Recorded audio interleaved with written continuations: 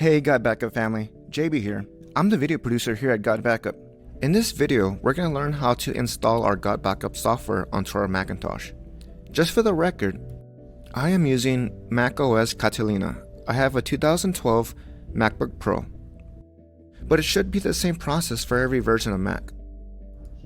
So what we're going to do is we're going to come over here to our digital tools. GotBackup, use this tool. You'll then be brought into your dashboard, which is basically a summary of your account. Since you're a brand new user, you're not going to have any information stored. As you could see, we still got 6 terabytes left.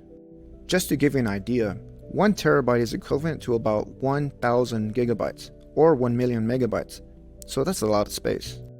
Over here is your plan limit. It's going to tell you your volume available, how many users you have left, and if you ever need more space or additional users, you could always upgrade in the future.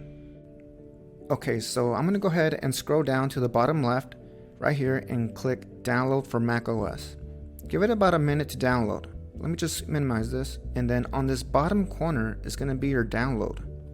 It's called gotbackup.mac.zip. Go ahead and click that so it could unzip.